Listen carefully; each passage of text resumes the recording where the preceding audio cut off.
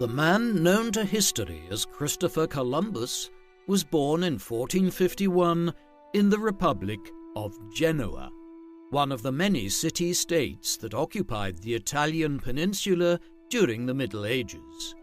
In the absence of birth and baptismal certificates, it is impossible to know the exact date when Columbus was born, but records from later in his life indicate that he was born between the 25th of August and the 31st of October. His actual name was Cristobal Colon. Christopher Columbus is the anglicized version of it. Columbus's father was Domenico Colombo, who was born around 1418 and was a master wool weaver and a member of the local guild of clothiers in Genoa. Around 1445, Domenico married Susanna Fontanarossa, the daughter of a prosperous family who lived near the Porto del Olivella overlooking the Bisagno River. It was most likely here that Christopher was born in 1451. The couple had 4 more children, 3 sons, Bartholomew, Giovanni Pellegrino, and Giacomo, also known by his Spanish name of Diego, and a daughter named Bianchinetta. In 1455, the family moved to a house near the Porto Sant'Andrea, where a later house built on the same foundations serves as the house museum Casa di Colombo.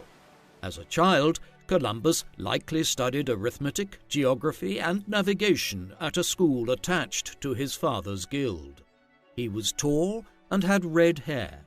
In 1470, he may have moved with his family to Savona, perhaps to escape political instability in Genoa or so that Domenico could improve his wool trade.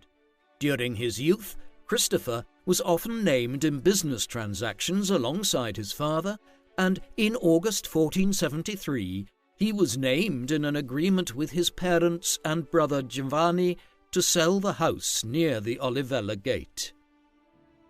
Genoa is a port city located in the northwest of the Italian peninsula. The Genoese Republic's territory consisted of a strip of land by the Mediterranean coast largely corresponding to the Italian region of Liguria.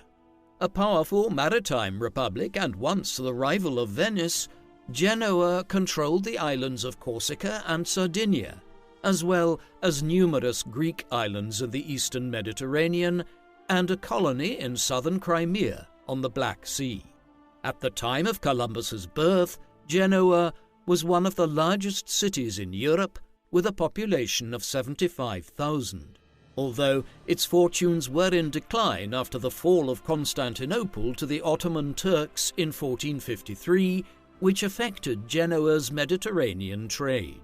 In 1458, the Doge of Genoa sold the city-state to France due to threats from the Spanish, only for the Republic to be restored 3 years later after a rebellion.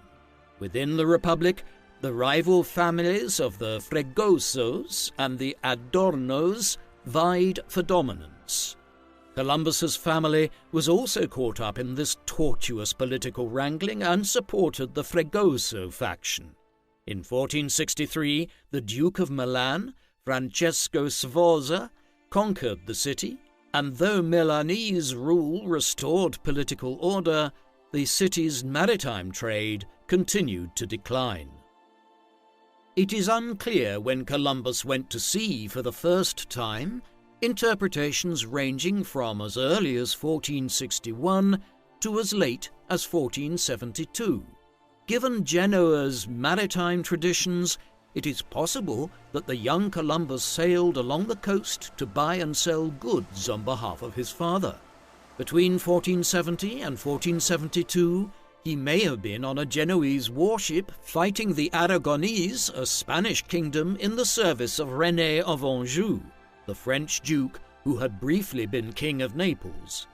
What is certain is that around 1473 Columbus was apprenticed to the banking house of Centurione, and in 1474 or 1475 he sailed to the Greek island of Chios, one of the Genoese colonies in the eastern Mediterranean.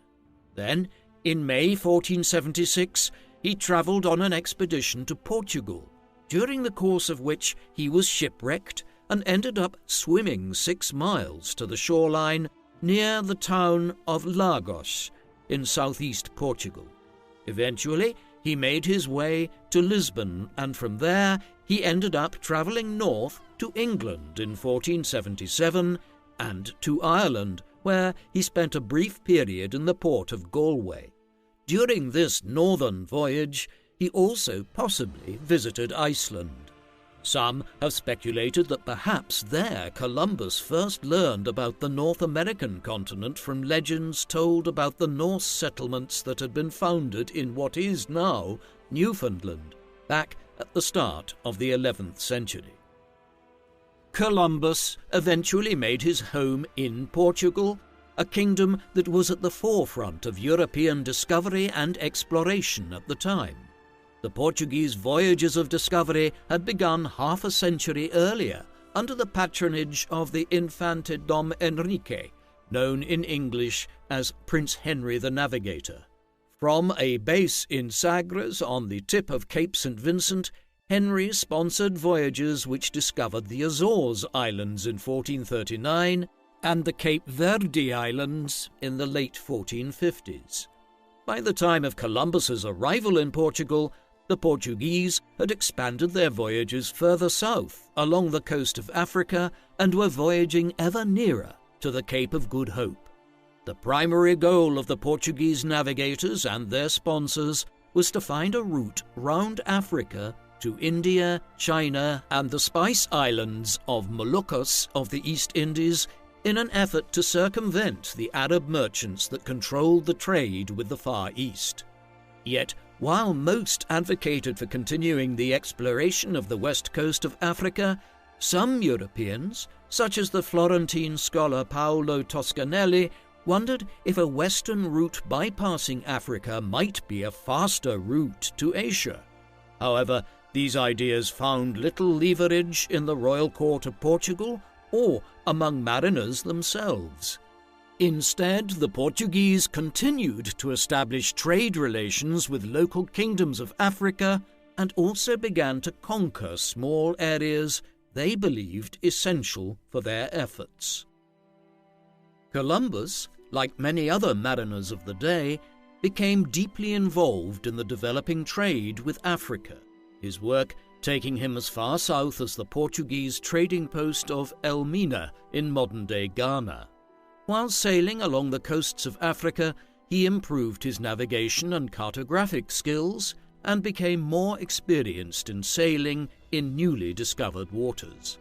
When back in Lisbon, Christopher and his younger brother Bartholomew worked together in the map and navigational chart business, making Columbus a skilled cartographer by the 1480s. Around 1479, he married Felipa Perestrella y Moniz, a woman in her early 20s with an Italian father and a mother from one of Portugal's leading noble families.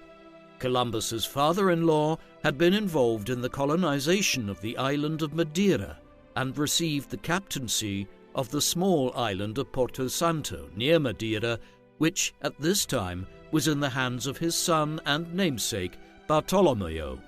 The newlywed couple moved to Porto Santo, where Columbus listened to tales from his mother-in-law of her late husband's voyages, inheriting his instruments and charts.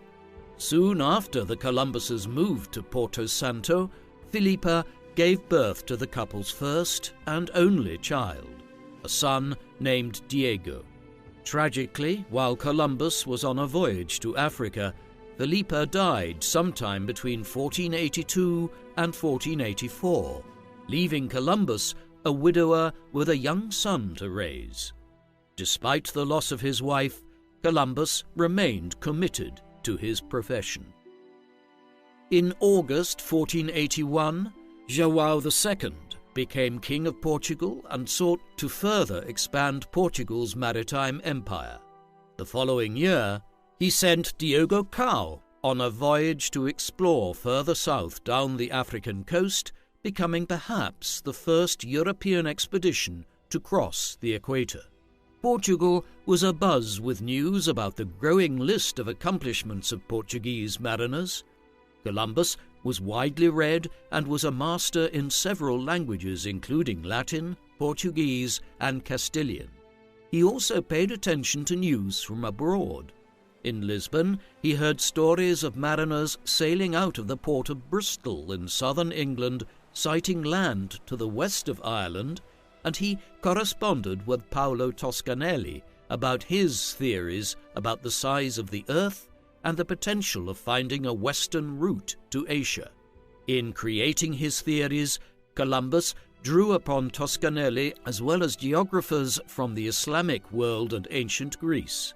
He made his own calculations, which indicated that Japan, or Cipangu, as the famous explorer Marco Polo called it, was 2,400 nautical miles due west of the Canary Islands. Armed with these calculations, around 1484, Columbus asked King João for 3 caravels, small maneuverable sailing ships, for a westward expedition to Japan.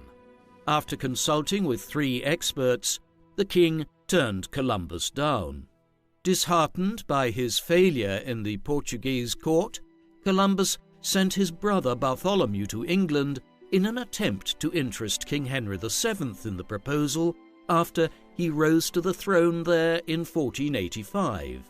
But the English monarch was likewise uninterested at that time, although he would sponsor similar voyages in years to come. Meanwhile, in mid-1485, Christopher went to King Ferdinand and Queen Isabella, the rulers of the 2 Spanish kingdoms, Aragon and Castile, who were at that time forging a new Spanish nation after their marriage had brought the Castilians and the Aragonese into a political union. Upon his arrival in Spain, Columbus initially called on the Duke of Medina Sidonia and the Duke of Medina Celi, both wealthy aristocrats with plenty of influence at court. While Medina Celi was prepared to furnish Columbus with the 3 or 4 caravels he requested, he recognized the potential impact of such a voyage and requested permission from Queen Isabella, who agreed to meet the Genoese navigator. While he was waiting for an audience with the Queen in Spain, Columbus met a young orphaned peasant girl named Beatriz Enriquez de Harana, who would become his mistress and mother to his second child, Ferdinand, in 1488. Columbus's fortunes seemed to be on the rise, particularly after an encouraging first meeting with Queen Isabella in May 1486. Following the meeting, Isabella appointed a commission to examine Columbus's proposed voyage. As the commission met in the university town of Santander, its members were skeptical about Columbus's theory of a narrow western ocean, but did not dismiss a western voyage altogether. In 1487, Columbus was put on the royal payroll.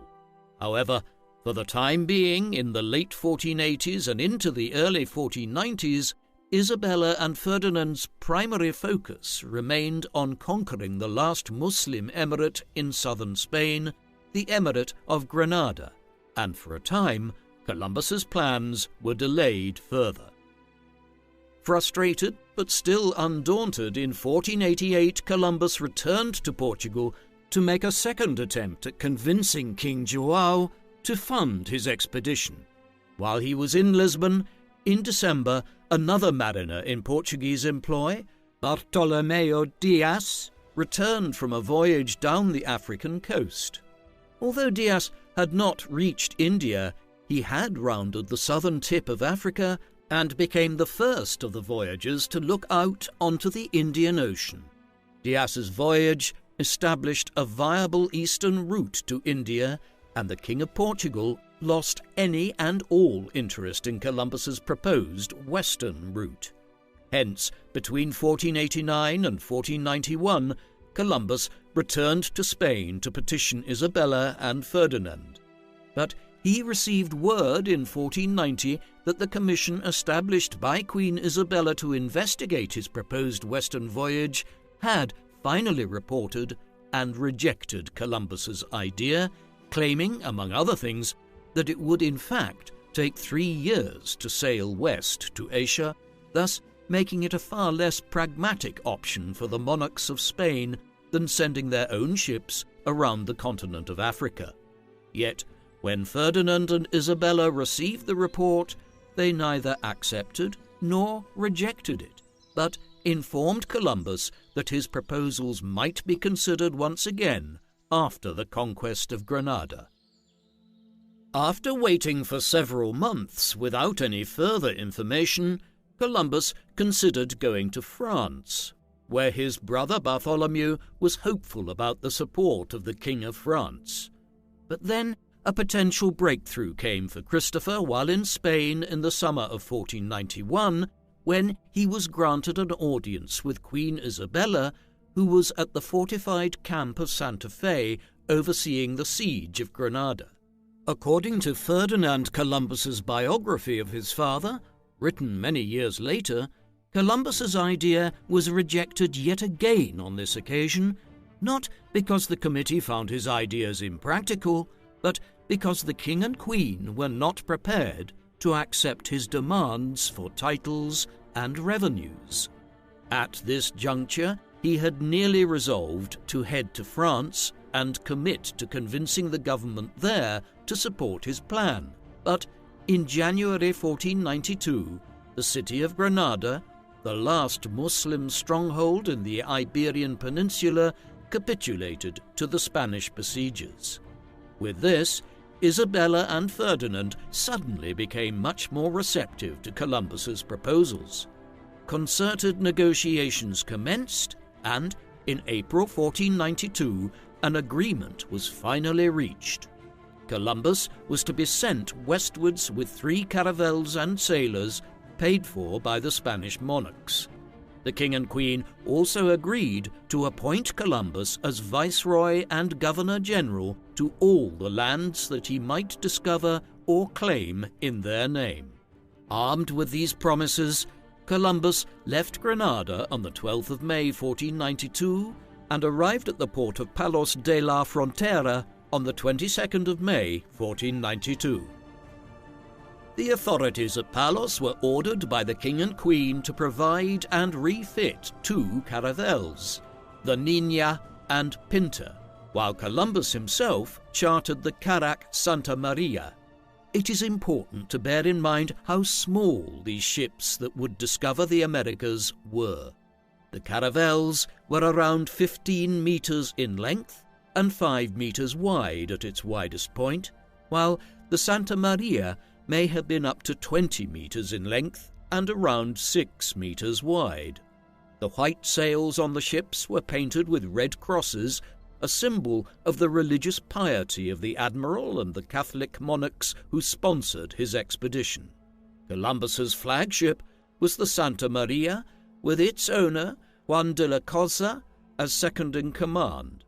Martín Alonso Pinzón and his younger brother, Vicente Yáñez Pinzón, captained the Pinta and Niña respectively. There is some evidence that Martín Alonso had been curious about a western passage to Japan before joining Columbus's voyage. On the 3rd of August, Columbus's fleet departed Palos for the Canary Islands. 9 days later, the Santa Maria and the Niña arrived at the island of Gomera in the Canaries. The Pinta, whose rudder had been damaged, would not arrive in Las Palmas until the 24th of August. Columbus and the rest of the ships arrived at Las Palmas on the following day and waited for the Pinta's rudder to be rebuilt under the supervision of Martín Alonso. On the morning of the 6th of September, Columbus's fleet weighed anchor, though unfavorable winds meant that it was not until the 9th of September that the ships left the Canaries behind and made their journey into the great unknown. Columbus's ships carried provisions for over a year, and if he sailed far enough, he was guaranteed to hit land. But he made a conscious decision to understate the distance he believed the fleet had travelled in order to make his crew believe that they were closer to home than they actually were. By the 19th of September, they were over 1,000 miles west of the Canaries, carried by favourable trade winds, but from the 20th onwards, the winds turned against them, enabling the admiral to reassure his crew that they would also have suitable winds for the homeward passage. The fleet made good progress during the first week of October, and by the 6th of October they had sailed further west than where Columbus had expected to find Japan. While Martin Alonso suggested changing course, the admiral continued west, hoping to hit China instead. At sunset on the 7th, noticing a flock of birds heading west-southwest, Columbus changed course to follow the birds, hoping they were headed for land.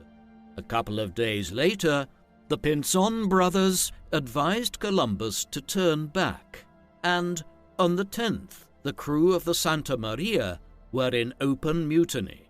The admiral quelled the mutiny by promising the men that they would sail on for 3 or 4 more days and turn back then if they did not reach land. After changing course back west late on the 11th, the Pinta's lookout, Rodrigo de Triana, sighted land at 2 o'clock in the morning of the 12th. Columbus gave orders to lower sail, and after daybreak he came ashore 33 days after leaving the Canaries.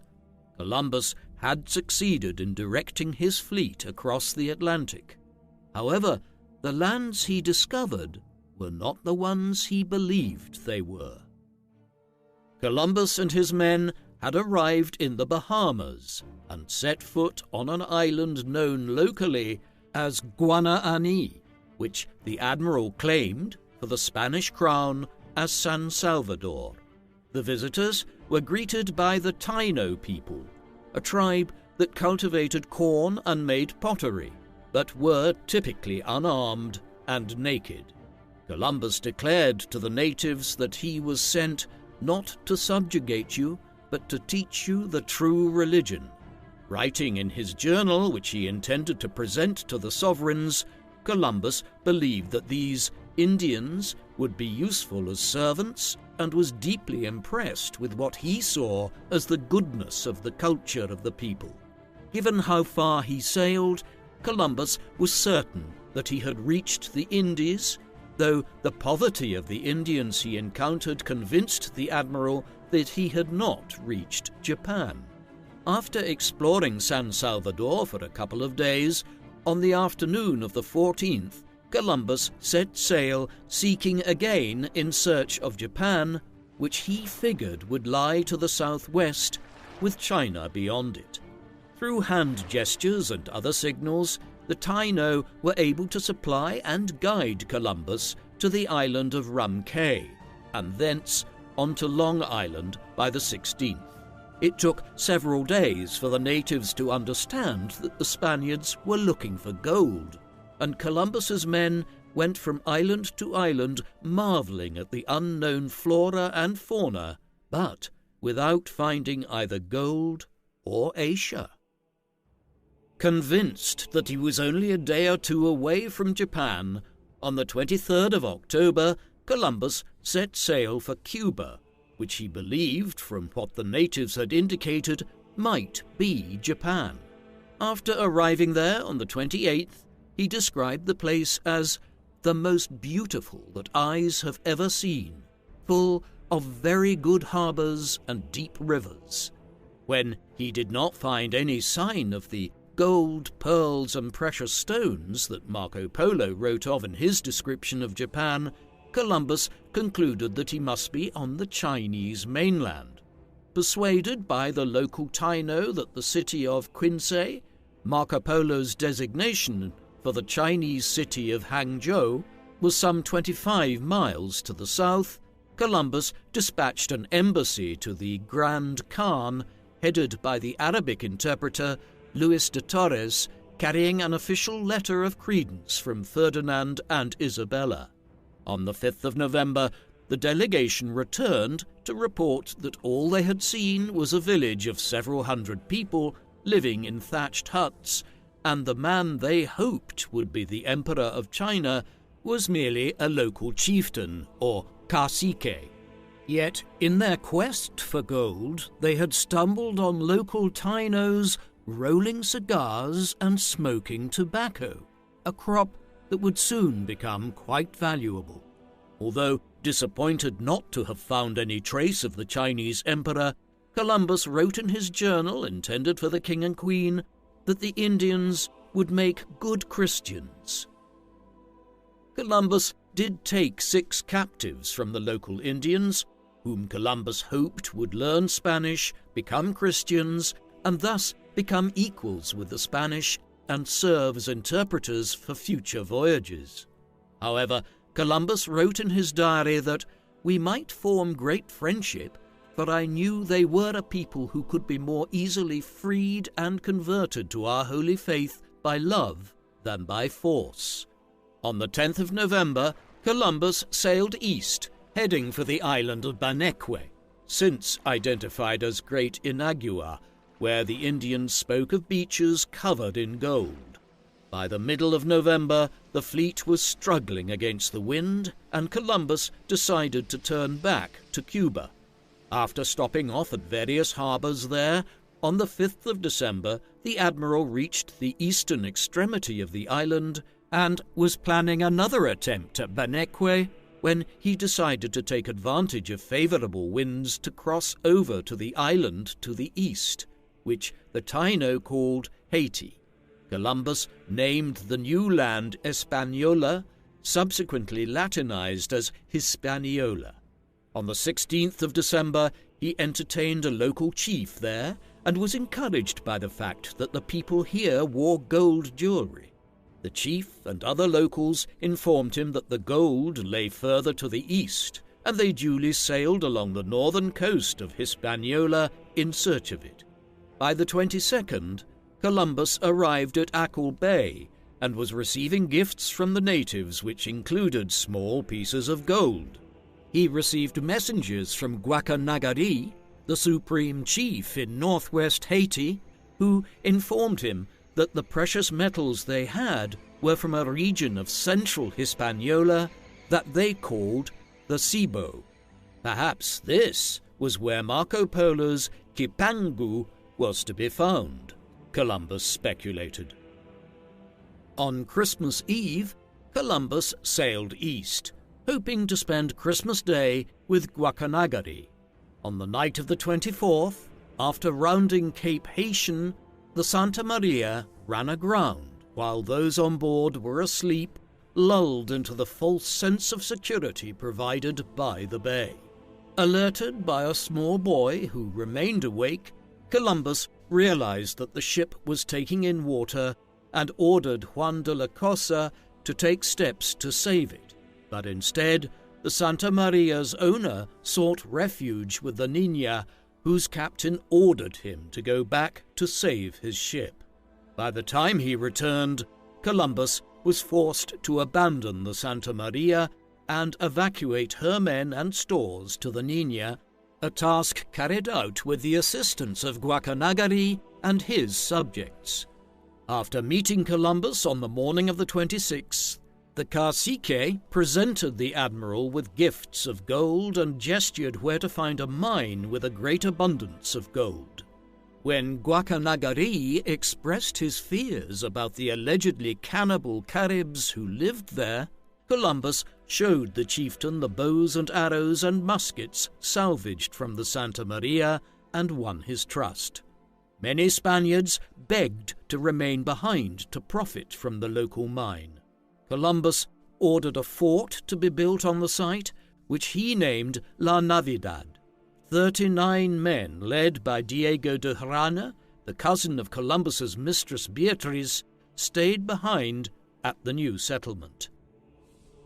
Following reports from Indians that the Pinta, which had sailed away from the main fleet some weeks earlier, had been sighted further to the east, after bidding farewell to his host on the 2nd of January, Columbus set sail on the 4th. By the 6th, he found the Pinta, sailing in his direction, and welcomed Martin Alonso aboard. Both men defended their conduct on their day of separation, and Pinzon reported to his superior that while he had reached Paneque, he found no gold there and sailed south to Hispaniola and reached the peninsula of Monte Cristi 3 weeks earlier. By this time, Columbus and the other senior mariners were coming to the conclusion that the time had come to return to Spain to report on their discoveries, even if they had not located Japan, China, or a major source of gold. Thus, in mid-January, they turned back east and headed home. During the return voyage in mid-February, Columbus composed a letter which he intended to submit to the King and Queen when he arrived back to Spain, one which outlined his discoveries and made the case for a second voyage. He claimed that Cuba was China and told tales of Hispaniola and its gold, even though he had found no major source of the precious metal. Soon after finishing the letter, the fleet was caught up in a terrible storm, and the two caravels lost sight of each other.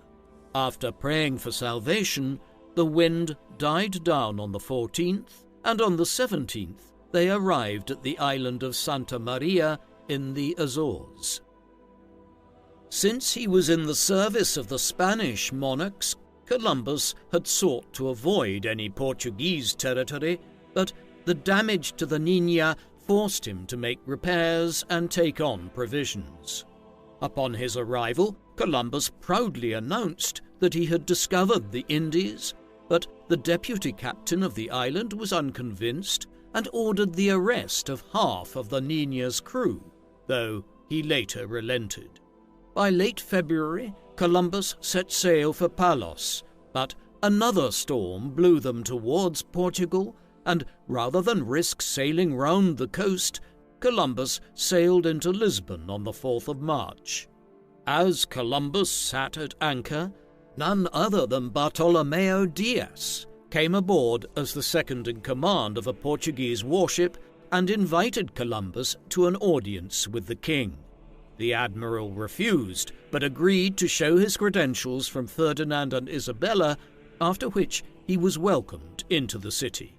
A few days later, he met King João, who congratulated him for his accomplishment, but claimed the newly discovered lands for the Crown of Portugal under the terms of the 1479 Treaty of Alcachofas, which recognized Spanish dominion of the Canary Islands and Portuguese sovereignty over the Cape Verde Islands and West Africa.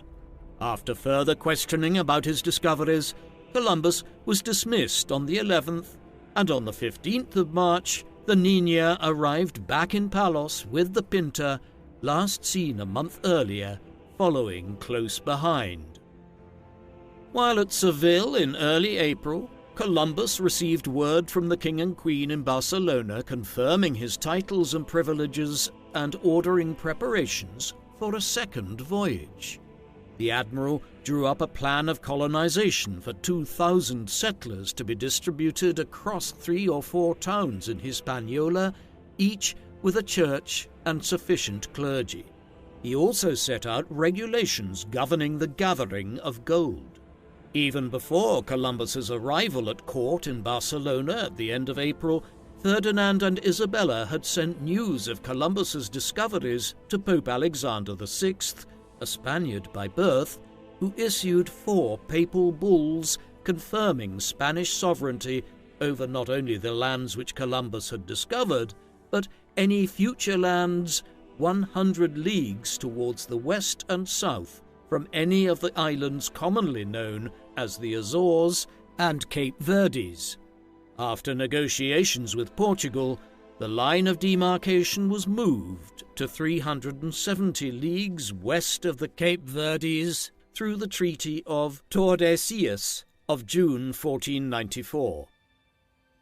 In their formal instructions from the end of May, Ferdinand and Isabella ordered Columbus to sail to the Indies for the purpose of converting the natives, taking care that they were treated very well and lovingly, and to punish any Spaniards who mistreated the Indians. For his second voyage, Columbus was provided with a much larger fleet of 17 ships, which consisted of 3 larger ships and 14 caravels, a clear indication of how seriously Isabella and Ferdinand considered his new discoveries to be. Columbus flew his flag on the Santa Maria, nicknamed the Maria Galante, while the Niña and very possibly the Pinta from the previous expedition were among the caravels. Among the 1,200 men who sailed on the second voyage were the map-maker Juan de la Cosa and Juan Ponce de Leon, who would later discover Florida. The fleet set sail from Cadiz on the 25th of September 1493 and arrived at the Canaries a week later. On the 7th of October, the fleet sailed west, and Columbus plotted a southwest course in an attempt to find the fabled Isle of Matanino en route to Hispaniola. After a relatively smooth passage, land was spotted early on Sunday the 3rd of November, prompting Columbus to name the island Dominica. Following an unsuccessful attempt to find a harbour, the fleet sailed on. After claiming a small island named Maria Galante after the flagship, the fleet continued north along the Lesser Antilles. On the 4th, they arrived on an island which Columbus named Guadeloupe after the famous Spanish monastery in Estremadura. 6 days later, the fleet set sail, passing islands which he named Montserrat and Antigua. After passing the 3 islands of St. Kitts, St. Eustatius and Saba, Columbus made land on the 13th at an island he named Santa Cruz, after the Holy Cross, now known by the French form Sainte Croix. Following a skirmish with a small group of local Caribs, during which a Basque seaman was mortally wounded, Columbus headed for a chain of islands which Columbus named St. Ursula and the 11,000 Virgins, after a medieval legend which told of the daughter of a Cornish king who went off to sea, accompanied by 11,000 young women who were also eager to escape being married off. On the 18th of November, the fleet arrived at a large island which Columbus named San Juan Bautista, or St. John the Baptist. A few years later, Juan Ponce de Leon would found the city of San Juan here, later nicknamed San Juan de Puerto Rico, which eventually gave its name to the whole island. After collecting water and provisions, including a large haul of fish, the fleet left Puerto Rico on the 22nd of November and headed for Hispaniola, following the instructions of the Taino guides. As they arrived at the flat eastern tip of the island that evening, some of the veterans from the first voyage were unconvinced that it was the same island, since they had only encountered the mountainous northern coast of Hispaniola, but the natives assured them that this was so.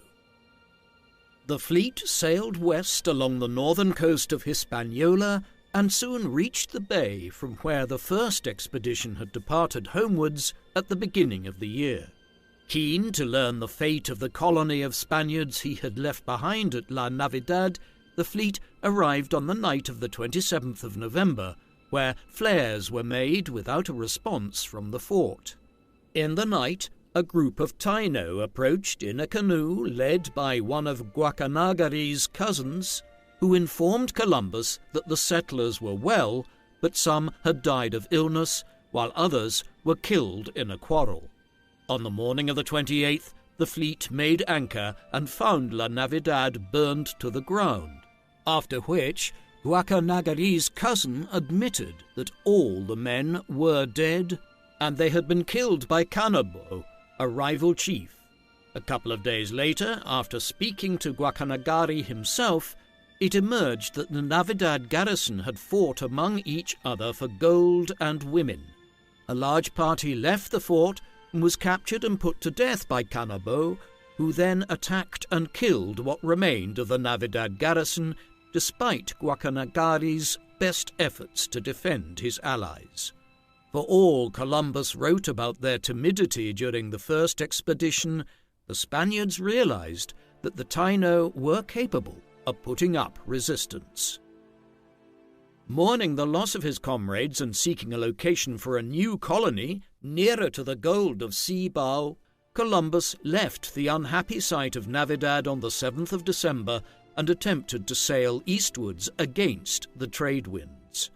On the 2nd of January 1494, having covered barely 30 miles in 25 days, and with the men unwilling to go further, Columbus founded the colony of La Isabela in honor of the Queen. Even though the new location did not have a suitable harbor, and the nearest source of drinking water was a mile away, the admiral began to lay the foundations of the new settlement. On the 6th, he ordered Alonso de Ojeda to lead an inland expedition to the Cibao. The party returned with gifts of gold from the natives living among the rivers that flowed from the mountains, but Columbus was keen to find a mine to bring back the vast quantity of gold that he had promised Ferdinand and Isabella.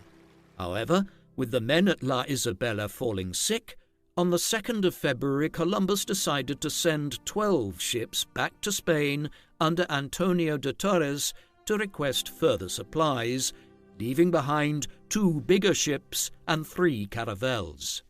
On the 12th of March, Columbus led an expedition up the mountains of the Cibao and established an inland fort at Santo Tomas, which he intended as the center of mining operations. He would remain here for several weeks. On the 24th of April, Columbus took the 3 caravels and went to Cuba, hoping to prove his theory correct that it was a peninsula connected to the Chinese mainland. After reaching the eastern promontory on the 30th, Columbus and his captains decided to explore the unknown south coast. Late in the day, they entered a harbor, which Columbus called Puerto Grande, but was known by the native Taino as Guantanamo. After hugging the shore before it turned northeast at Cape Cruz, Columbus sailed south for Jamaica, where he was told there would be large quantities of gold. Arriving there on the 5th of May, Columbus encountered more than 60 canoes full of warriors who dispersed after a blank salvo from the Spanish cannons. The following day, they came across another band of warriors and killed several with crossbows, and after failing to find the promised gold, the fleet returned to Cuba. After going round the coast, the fleet headed west and discovered an archipelago off southern Cuba, which Columbus named the Queen's Garden. Here, they encountered flamingos for the first time. As the fleet continued west, Columbus was encouraged by natives who informed him that the coast had no end. After getting tangled in another archipelago off the Zapata Peninsula on the 27th of May, the fleet anchored near the fishing port of Batabano, where 20 years later the town of San Cristobal de la Habana, later simply Havana, would be founded. By the middle of June, Columbus was less than 50 miles from the western end of Cuba, but as the coast curved to the south, the admiral convinced himself that this was the Malay Peninsula. He turned back east on the 13th of June and eventually decided to return to Jamaica to resupply. In the weeks that followed, Columbus would have been surprised to see his brother Bartholomew, who some time earlier had left France for Spain, following news of his brother's discoveries. There he had been knighted by Ferdinand and Isabella and was placed in command of 3 caravels sent westwards to the Caribbean to resupply Christopher. This piece of good news aside, Columbus had much to worry about. he had still failed to find Japan, China, or any other part of Asia, which was his ultimate goal, while a source of the gold which he saw the natives wearing also eluded him. Finally, his men were increasingly in conflict with the natives on several of the islands which had been discovered. The soldier Mosén Pedro Margarit and the 400 men under his command roamed the islands, extorting gold from the natives, but after a rebuke from Columbus's brother Diego, Margarit stormed back on board and sailed back to Spain. Among the men who joined him was Fray Baul, the Catalan friar who had been tasked with converting the native Indians. Indeed, much of the remainder of 1494 and all of 1495 was spent fighting the Taino on Hispaniola and the other islands, as Columbus's second voyage became bogged down in distractions despite the far superior resources he had been afforded by comparison with the first expedition.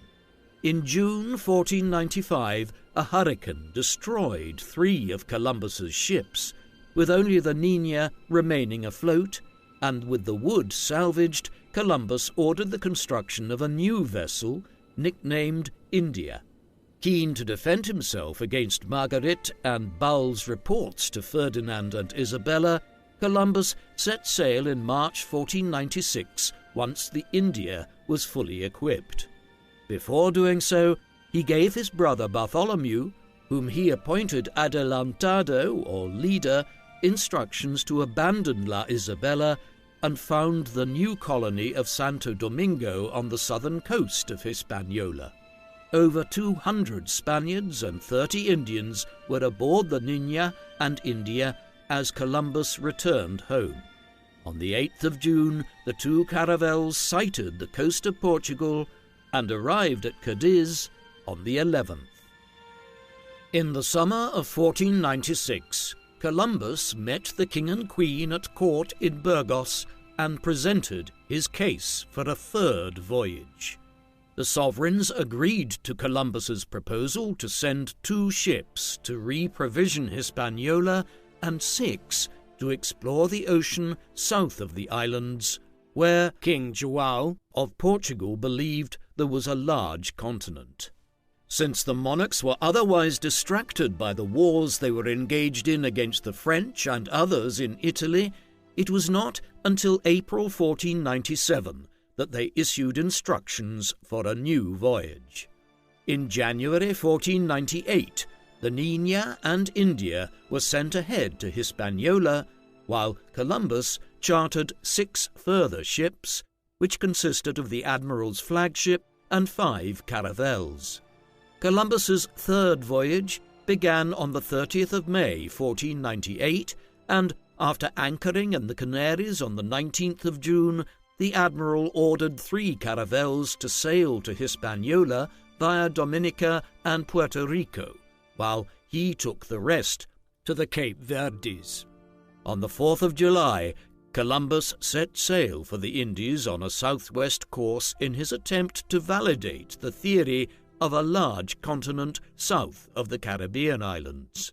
In late July, he passed an island with 3 mountains to the west, which Columbus named Trinidad. Then, for the first time in his voyages, Columbus caught sight of the American mainland on the 1st of August 1498, but from 10 miles away it looked like an island which Columbus named Isla Sancta. After anchoring on the southwestern cape of Trinidad, the men came ashore, where Columbus was disappointed to find that the native inhabitants were the familiar Caribs. On the 5th of August, the fleet headed west and anchored on the American mainland for the first time. The following day, the fleet anchored on the south of the Paria Peninsula, where Columbus encountered natives wearing jewelry made of guanin, an alloy of gold, silver, and copper. Recognizing that these Indians were of a different and seemingly more advanced culture and spoke a different language, Columbus captured a few to become interpreters. As they sailed along the coast, the Spaniards were excited to see the women wearing pearl necklaces. On the 10th of August, Columbus sailed west under the assumption that Paria was an island, but was eventually forced to turn back east. After sailing through the northern channel between Trinidad and Venezuela, which Columbus named the Boca del Dragon, the admiral sailed west along the coast and finally realized that he must have discovered the hypothesized continent hitherto unknown to mankind. Convinced that he was south of China, Columbus desperately wanted to continue exploring, but instead was compelled to resupply his brother in Hispaniola. On the 20th of August, Columbus arrived at Beata Island, 100 miles from Santo Domingo, where he met his brother the following day. On the 22nd, they made their way back to the port and arrived on the 31st. During Columbus's absence, Francisco Roldan, whom Columbus had appointed Chief Justice on the island, had led a rebellion against Bartholomew. After the arrival of the Niña and India, carrying news of royal confirmation of the Adelantado's authority, the men aboard joined Bartholomew in pacifying Roldan. The Spanish rebel remained at large, and his rebellion had been bolstered by men from the 3 caravels Columbus sent from the Canaries, who missed Santo Domingo and ended up near Roldan's headquarters at Zaragua. On the 18th of October, Columbus sent 2 of his ships back to Spain with news about his discoveries of the mainland continent and requested reinforcements to deal with the rebellion. In the meantime, the admiral sought to negotiate with Roldan and was forced to grant concessions to him in September 1499, offering the rebels free passage home with their slaves and free land grants for those who stayed. In the process, Columbus helped to set up the encomienda system by allocating large tracts of land and the Indians who lived on it to individual settlers. The caciques consented to this new arrangement, which was less of a burden than the gold tribute. While Columbus struggled to restore order on Hispaniola, he received news that Alonso de Ojeda had obtained permission to lead a voyage of his own, reaching the Gulf of Paria, and continued his discoveries on the mainland, which he named Venezuela. The Florentine Amerigo Vespucci, who joined this expedition, would later lend his name to the whole continent, America being named after Amerigo, who published some pamphlets back in Europe in the years that followed, advertising the discovery of the new continent which now bears his name. Ojeda was not alone in undertaking such voyages independent of Columbus. Vicente Yanez Pinzon carried out his own expedition in 1499, discovering the mouth of the Amazon River and large parts of the Brazilian coast, before doubling back to Paria and Hispaniola. These voyages, carried out without the knowledge of the Admiral of the Indies, were a sign that Ferdinand and Isabella were running out of patience with Columbus's promises of gold and a sea route to Asia. But worse was to follow. In July 1500, Francisco de Bobadilla sailed for Santo Domingo as royal commissioner with authority over the admiral. Upon his arrival in August, Columbus was arrested and sent back to Spain to answer for why the monarch's resources had been squandered. Columbus returned to Spain in chains and arrived at Cadiz at the end of October, but it was not until mid-December that he, as well as his brothers Diego and Bartholomew, who had also been arrested, were released and summoned to court. There the king and queen treated them graciously, but were distracted by a new round of hostilities in Italy. Even with these conflicts, the monarchs continued to grant charters for new voyages to explore more of the American continent, further diminishing Columbus's role in the governance of America. For instance, on the 3rd of September 1501, Isabella and Ferdinand appointed Nicolas de Ovando as governor of the Indies, while Ojeda and Vicente Pinzon were allocated their own fiefdoms in the Americas. After Ovando set sail in February 1502, Columbus requested ships for another voyage, hoping to find a western passage to India, which he expected to be west of Cuba. On the 14th of March, he received royal authorization for a fourth voyage. This time, the rulers of Spain instructed him to finally find the western route to Asia and to sail around the world. On the 9th of May, 1502, Columbus left Cadiz with a fleet of 4 caravels and around 140 men on board on what would be his fourth and final voyage to the Americas. After stopping off at the Canaries, the fleet began its ocean crossing on the 25th. Although aiming for Dominica, in mid-June they arrived to Martinique. Despite being warned by the monarchs not to call at Hispaniola on the outbound voyage, Columbus arrived there at the end of the month, seeking to replace one of his ships, which he deemed too unwieldy for exploration. Ovando's fleet of 30 ships was preparing to sail home, and Columbus warned the new governor not to do so until an expected storm had passed over. The dismissive governor refused the admiral entrance into Santo Domingo and ordered the fleet to depart. Soon enough, almost the entire fleet was destroyed, including the flagship with Antonio de Torres and Bobadilla, and a substantial quantity of gold on board. Only a single ship arrived back in Spain, the one carrying the agent Columbus had appointed to bring home his share of the gold, worth 4,000 pesos. While Santo Domingo itself was destroyed by the hurricane, Columbus intelligently shielded his fleet from the most powerful winds, and all 4 ships survived. The hurricane was a sign of things to come for Columbus's fourth voyage. From the end of July to mid-October, the fleet sailed along Central America, trying to find the straits that would carry them westwards to what Columbus imagined was the Indian Ocean. After reaching land on the northern coast of Honduras on the 16th of August, the fleet sailed east and then south along the eastern coast of Nicaragua towards Costa Rica. In early October, the fleet sailed into a channel which for a brief moment appeared to be the desired straits, but instead turned out to be a wide bay which the admiral named Almirante Bay.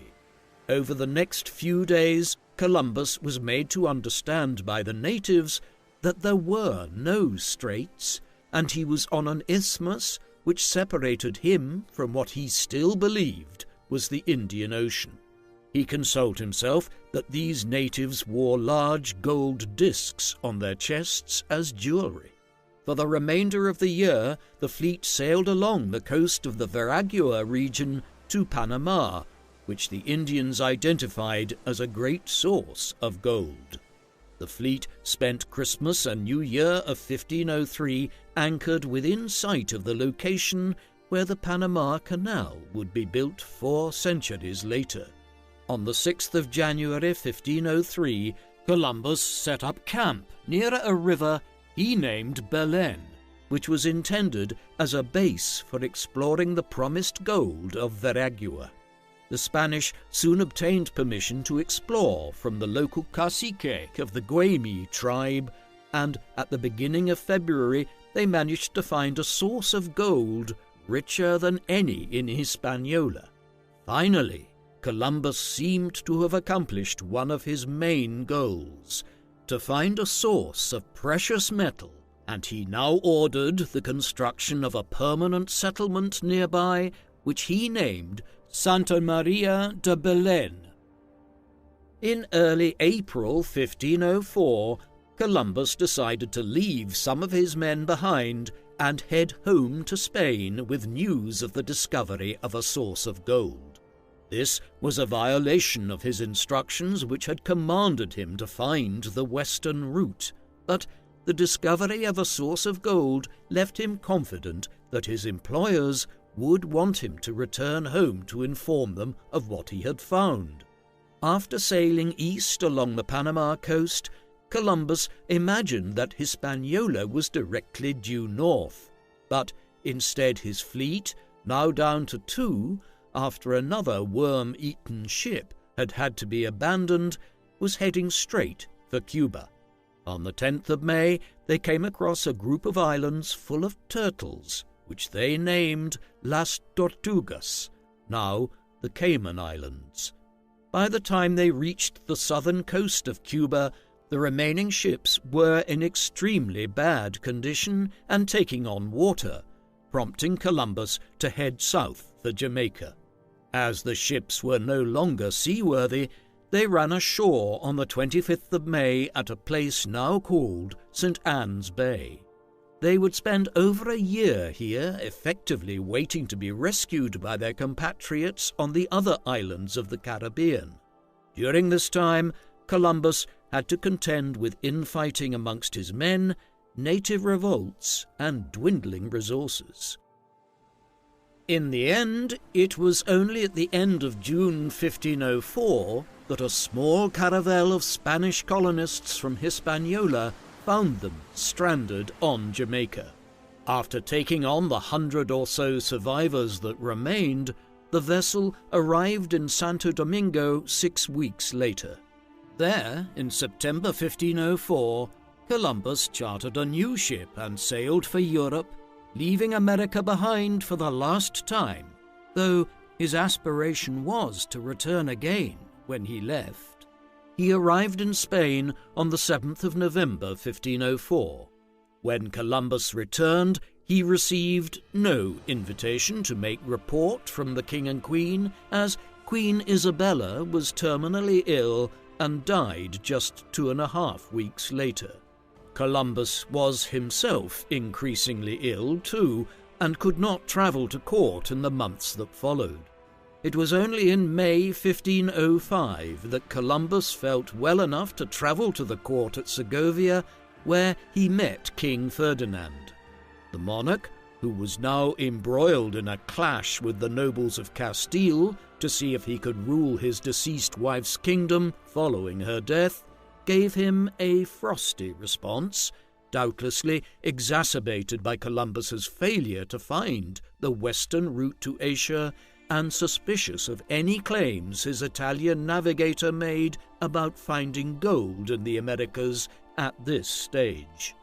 Columbus spent the last year of his life petitioning at the Spanish court to have his claims to 10% of any gold found in the Americas given to him, and to have his son Diego succeed him as viceroy of any territories that had been discovered.